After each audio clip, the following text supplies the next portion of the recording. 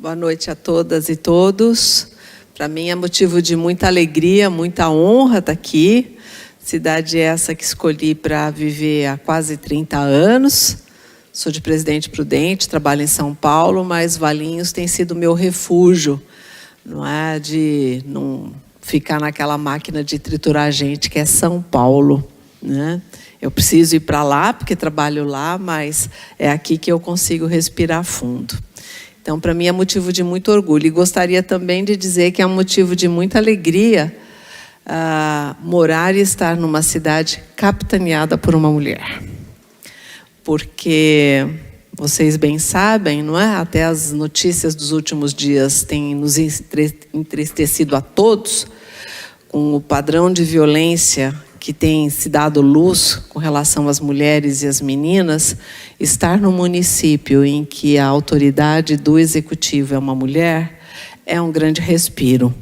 E estar aqui, nessa noite, num ambiente heterogêneo, de homens e mulheres que se respeitam e que se dão a palavra, não é? E que podemos estar aqui tranquilamente, sem sermos xingadas quando abrimos a boca, também, infelizmente, é um motivo de respiro, porque isso deveria ser o natural já no nosso padrão civilizatório.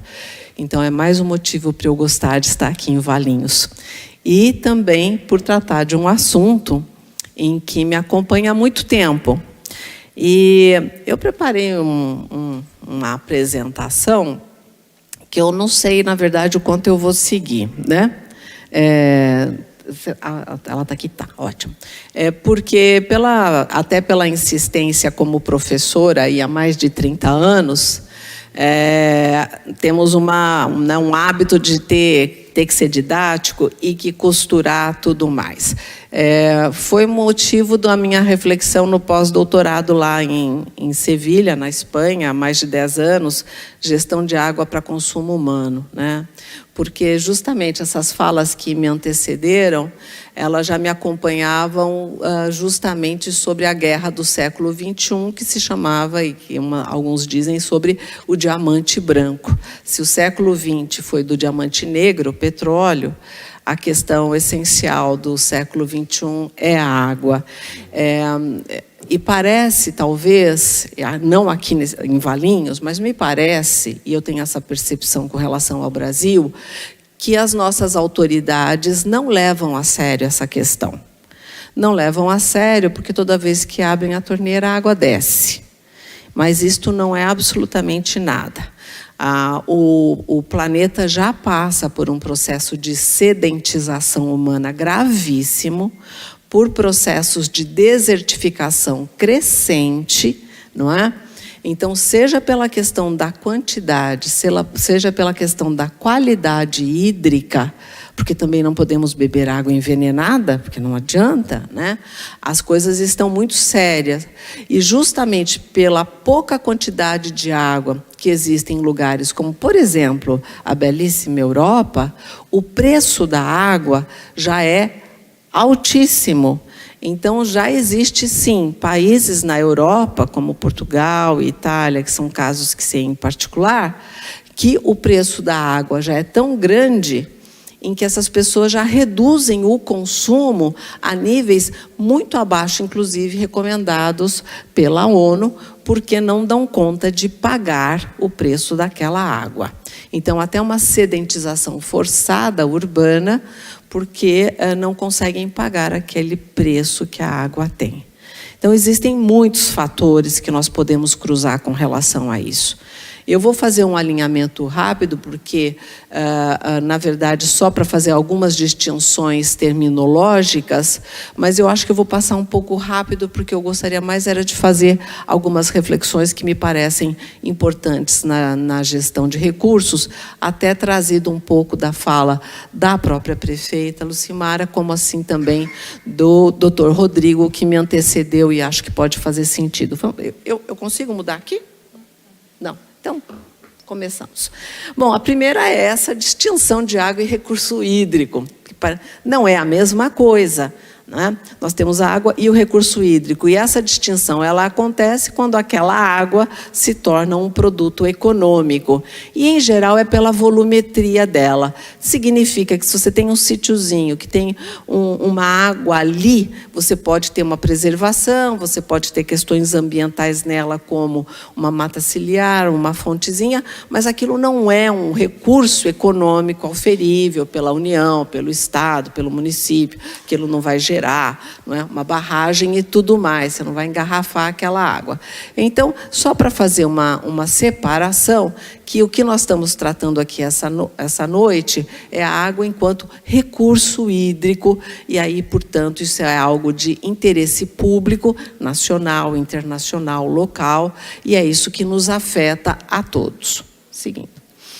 E aí, esse desenho muito aí até primário, mas ele serve para mostrar, e aqui eu vou fazer uma provocação. Só nessa tela eu poderia ficar horas, acho que muitos de nós poderíamos ficar horas. Está lá no mar, está nos lagos, nos rios, o subterrâneo, o lençol freático, daí chove, vem o sol e evapora e tudo mais, né? E fica parecendo que tem água em todo lugar. Não é assim. Então, eu acho que essa é uma pegadinha. Uma tela como essa é uma pegadinha. Por que é uma pegadinha? Porque isso depende, não é, das questões climáticas, entre outras coisas. Então, para citar uma situação para vocês. A Cordilheira dos Andes tem muita neve lá em cima, aí derrete, e é uma das formas de alimentação da bacia amazônica. Só que o planeta está aquecendo. Não se faz tanto gelo, portanto, não vai mais tanta água para a bacia amazônica. Então, eu estou falando de questões que são muito maiores. Existe um monitoramento do que se chama rios voadores, flying rivers, não é? Que são as nuvens, que são as correntes de nuvens que vão fazendo a chuva ao longo do planeta. Com todas essas interferências climáticas, atmosféricas, este fluxo dessas nuvens voadoras de chuvas, elas mudaram e elas estão em mudança. Então, por isso que antes, quando eu mudei aqui para Valinhos, na década de 90, eu lembro muito bem, tinham as chuvas de verão, e essas chuvas elas vinham, não é? E tinha inclusive chuva de granizo, e eu via chegar, eram chuvas muito específicas, e depois no meio do ano eram 3 meses de seca, e a primavera era inaugurada com uma chuva que entrava no solo, e uma semana depois as flores estavam maravilhosas. Havia um ciclo. Hoje não tem mais esse ciclo, não é? Então, essas nuvens voadoras, em função de todas essas questões, elas já não estão mais as mesmas. Só que nós agravamos, inclusive, com relação às nossas questões locais e regionais. Então, o Dr. Rodrigo aqui se esforçou para mostrar questões regionais. Então, vamos lá do PCJ, está lá no Atibaia, é Pedreira, é Jaguariúna, né? Então, essa é uma questão que está sendo tratada regionalmente. Não é Valinhos. É também Valinhos, mas não só Valinhos. E não adianta a gente fazer um muro em volta e falar, Valinhos vai cuidar sozinho de si, não queremos saber de mais ninguém. Não vai adiantar. A água não funciona assim. A água não funciona assim. Só que nós fazemos parte desse sistema e nós podemos agravar a nossa condição e agravar o dos outros, inclusive com a alteração de microclima local. E aí eu já falo uma questão própria, porque eu trabalho com urbanístico ambiental há 30 anos, que é, por exemplo, a impermeabilização do solo. Quando você tem uma área, e aí num município, por exemplo, ou determinada região, que está extremamente impermeabilizada, 2 efeitos mínimos acontecem. Primeiro, um calor excessivo naquela área. E segundo, a não alimentação de lençol freático, você não tem a hidratação daquele solo. Então, alaga não sei aonde, seca não sei aonde, aquece tremendamente, mas como não tem vapor de água ali, só fica muito quente, mas não vai chover. Então, esses desequilíbrios, eles não são aleatórios. Então, como o Dr. Rodrigo provocou ao final, há uma lição de casa que cada município pode fazer, e acho que quanto mais essa conversa for regional, melhor ela fica, mas que Valinhos também pode fazer esse enfrentamento. né? Aqui são os risquinhos do que seria mais ou menos, não é, a capilaridade, se assim por dizer, hídrica de rios do país. Muito mais detalhado com isso, sendo que onde está azul, a princípio, estaria numa boa situação e o vermelho, claro, seria numa situação muito ruim. Mas também não é bem assim. Consta que, né, nós temos aí o nosso tal do aquífero Guarani, que tanto nos orgulha e honra, não é? Consta que ele está contaminado. E ele está contaminado, não é, por pesticidas, pelos venenos que se coloca na agricultura. Então, sim, nós estamos caminhando para uma contaminação irreversível das nossas águas brasileiras, por absoluta irresponsabilidade dos gestores máximos. E isto não acontece de um ano para outro. Então, não vamos entrar nesse assunto desta forma, mas não é algo que acontece de uma hora para outra. Então, nosso aquífero está sendo contaminado. Como é que se descontamina um aquífero? Engenheiros me disseram que talvez isso não possa acontecer. Então, nós vamos talvez estar diante da seguinte situação. Tenho água envenenada, estou morrendo de sede. Escolho morrer de sede ou morrer envenenado? Nós estamos caminhando para este lugar, não é? Então, veja que a situação ela vai ficando um pouco complexa. Então, vê muito rio pelo país, é lindinho, né, instagramável, mas talvez não esteja mais tão saudável. Vamos em frente. Né? E aqui um assunto que foi trazido muito rapidamente, só para confirmar aquilo que o Dr. Rodrigo estava trazendo, né, das perdas de distribuição nas regiões do país, que isso é crônico. E muitos elementos por essa perda. Claro que o Dr. Walter vai conseguir fazer isso muito melhor do que eu, mas, entre outras coisas, também a manutenção, né, do sistema, porque muitas vezes, e ainda os mais antigos, os sistemas muito antigos, tem fissuras, tem aí, então, uma perda no caminho desse fornecimento. No caso ali do município de São Paulo, uma época estudando, como os postos de combustível, só para vocês saberem de uma interseção, os postos de combustível, como eles não são feitas fiscalizações permanentes em todos, os tanques de combustível embaixo dos postos têm fissuras, e então esse combustível ele vai ali para o solo e contamina o solo, contamina o lençol freático e muitas vezes também esta água que está sendo trazida para a gente. Enfim, quer dizer, são vários elementos que nós temos que acautelar para mostrar que a nossa água efetivamente está em muito perigo.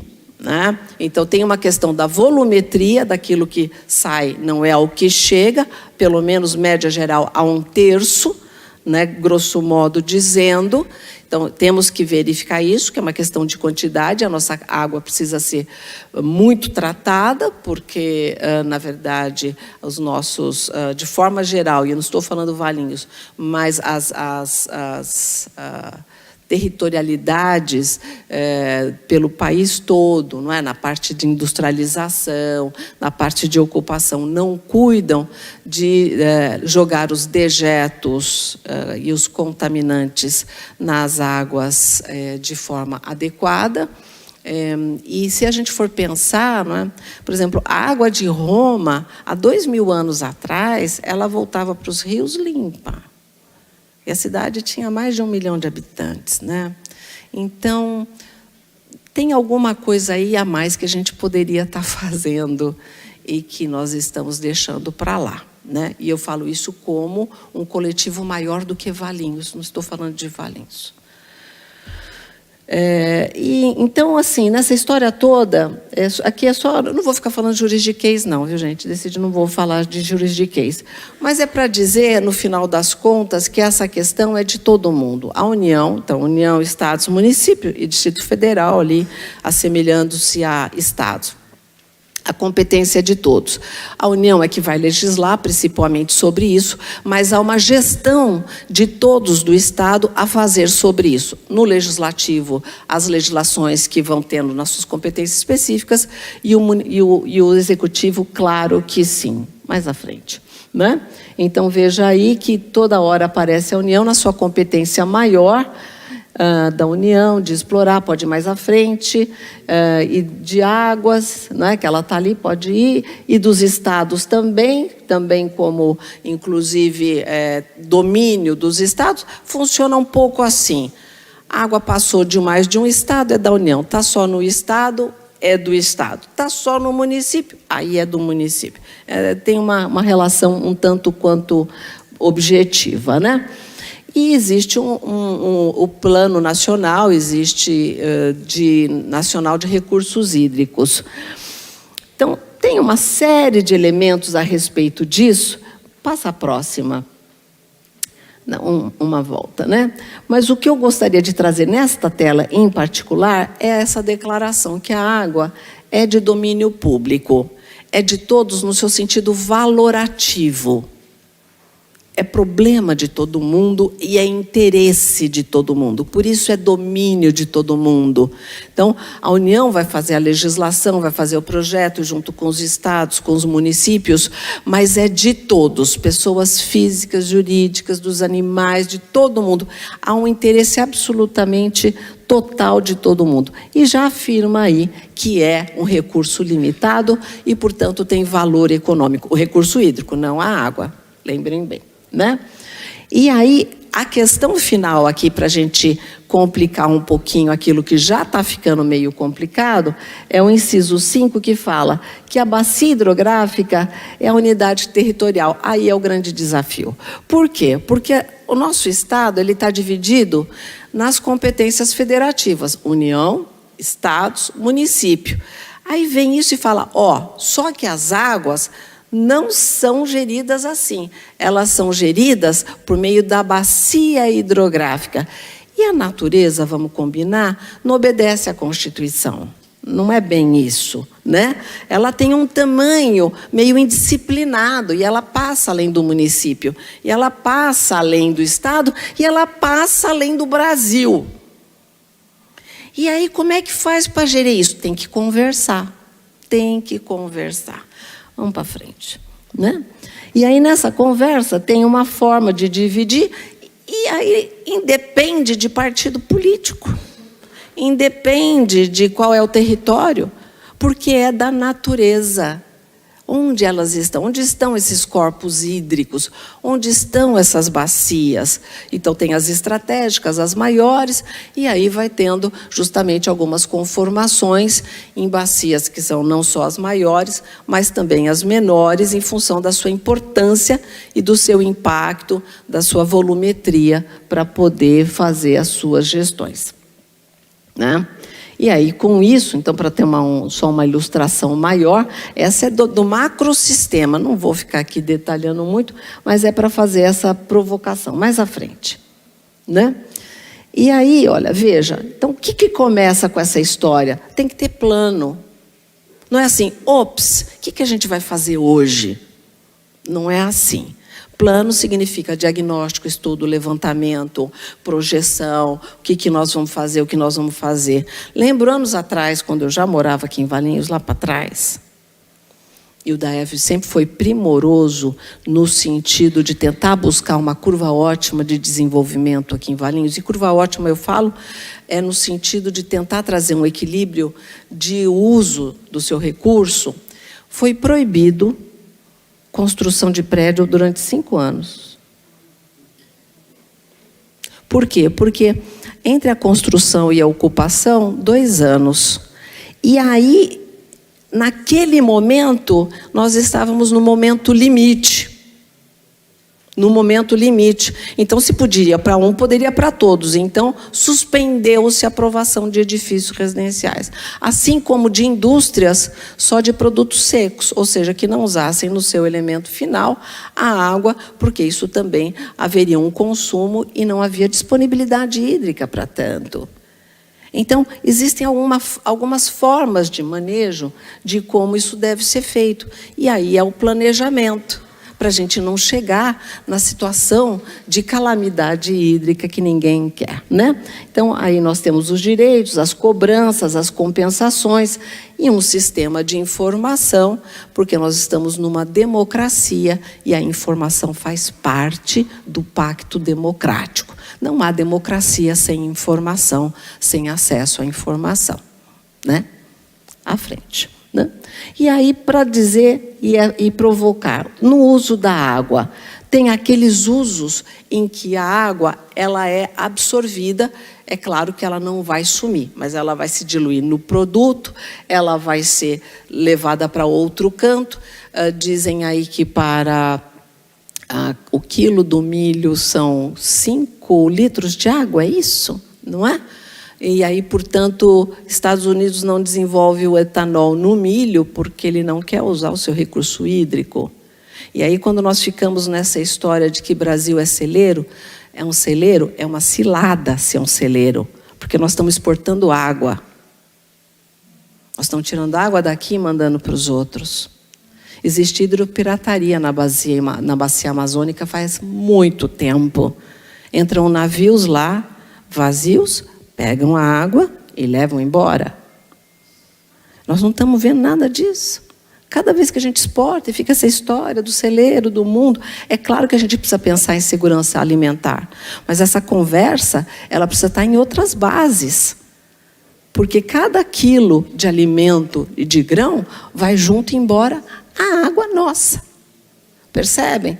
Por que tem tanto país que não está plantando mais grãos? Porque não tem água. Percebem? E aí existem as formas em que essa água ela não vai ser consumida, que são essas formas, a recreação, o esporte, a pesca, a geração. Então é possível, sim, no município pensar na água, no fomento econômico, não é? Pensar em atividades de geração econômica, estimular a microeconomia local ou regional, de uma maneira que a água ela não seja efetivamente exaurida ou contaminada. E um pouco sobre esta questão, nós vamos já ver aí que o consumo rural, né, leva aí 2/3, mais de 2/3, né, quase 3/5 da água que nós temos. Mas lá na lei disse que primeiro era troca letras, tô com a boca seca. Mas enfim, para uso humano e depois para animais, seres vivos, nessa ordem, não é? E, no final das contas, não é bem isso que está acontecendo, né? Então, vejam aí um pouco dessa divisão. Quando se coloca consumo urbano, é aquilo que é colocado para as cidades. E aí é que fica aquela relação do desperdício da água que nós estávamos tocando agora há pouco, né? Então, vai esse tanto para lá, mas, na verdade, não é tudo isto que chega lá, né? Então, obrigada. Não é tudo isso que chega lá, e essa é a questão séria. Mais à frente, né? E pode ir também, aqui é a questão da cobrança e tudo mais, pode ir, direito humano à água. Já foi falada a questão da disponibilidade hídrica e quanto é confortável para o ser humano, aí mais de 100 litros dia. Quando a gente pensa isso, que você fala, mas você não vai beber 100 litros, pelo amor de Deus, né? Não consigo nem beber 3 direito, 2,5, recomendam, o Nutri falou que eu tinha que tomar 3 e eu não consigo. Mas não é isso. Você tem que pensar no banho, você tem que pensar no seu alimento, na sua higienização e também, né, em todos os elementos que compõem a sua rotina. A gente tem água mesmo quando a água não está ali nos molhando. Então, existe um kit, um volume, né? E aí vão existindo degraus, sendo 80, depois 60, 40, e os países com alta sedentização estão aí em torno talvez de 20 litros per capita dia, e as coisas aí então ficam muito, muito sérias, não é? Muito bem. E dos incentivos, mas eu quero passar para frente, porque eu vou ficar, senão eu vou falar juiz de CREs. Até no SUS está falando disso, está vendo? Isso aí é lá volta. Esse aí é o artigo 200 da Constituição Federal. Compete, além de outras atribuições, fiscalizar e inspecionar alimentos, compreendido o controle do seu teor nutricional, bem como bebidas e água para consumo humano. Sabiam que o SUS pode controlar e fiscalizar também a questão da água para consumo humano? Pois é. Porque sem água a gente morre, né? Daí o SUS, como é que faz? Né? E aí é nessa tela que eu quero ficar para arrematar, e vou terminar por aqui a minha fala, porque também já estou indo longe. Dentro destas questões de calamidade hídrica, né, que é justamente quando há um crash do que deve ser feito, do que acontece, tem essa somatória do desperdício individual, né, tem uma somatória do desperdício no sistema, por falta de manutenção, muitas vezes, ou então por roubo de água, que também acaba acontecendo, né, desvios aí fraudulentos da água. Existe uma questão, então, também da alteração climática, da diminuição da chuva. Chovia aqui, agora chove lá. E aí quem estava aqui? E como é que faz? Traz a nuvem para cá? Né? Como é que faz? Tinha que ter chovido aqui, mas não é assim que a gente está vivendo atualmente? Aí vai chover aqui. Quantas vezes vocês não devem ter visto ano passado a chuva passar lá longe? Aí agora vem essa chuva. E ela foi para outra. Ela fica brincando, né? Ela vai para Dom Pedro, aí ela vai lá para Pedreira, mas ela não passa aqui, ou ela passa em Jundiaí. Aí agora vem, aí ela não veio. Né? Então, é um pouco dessa história. Né? A impermeabilização do solo, que também traz esse aquecimento e traz o afastamento da provocação de chuva, né, da não alimentação, e o consumo hídrico, inclusive com o consumo de bens e do próprio uso. Então, pensem também que, na medida em que nós estamos numa sociedade altamente consumista, cada coisa que vocês compram também é um estímulo com relação à água, porque tudo tem água, viu, gente, para fazer.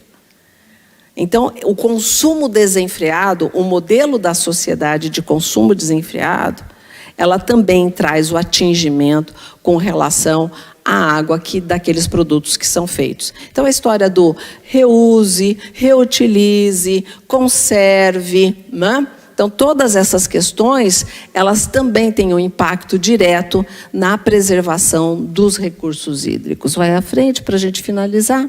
Então, o que fazer? O crescimento urbano planejado necessariamente, fundamental, para a gente não ter alteração de microclima local, para não ter impermeabilização do solo e ter alimentação de lençol freático, para que as chuvas possam estar aqui também, né? E daí, portanto, justamente com toda a questão da vegetação, da fauna e da flora urbana que devem ter, né?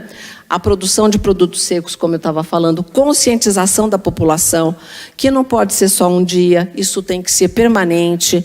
O ano passado, naquela hipercrise que nós estávamos, muita gente lavando calçada? Sim. Né? E aí, se você vai falar, você é a chata de plantão. Então, precisa ter um outro sistema, e a gente precisa pensar melhor a respeito disso, né? Manutenção permanente do sistema de abastecimento. Então, tem a prevenção, tem a correção, tem a sanção, tem o planejamento, tem conscientização. Então, assim, é uma força-tarefa de todos nós, para que a gente não tenha que escolher efetivamente entre morrer de sede ou morrer envenenado. Muito obrigada.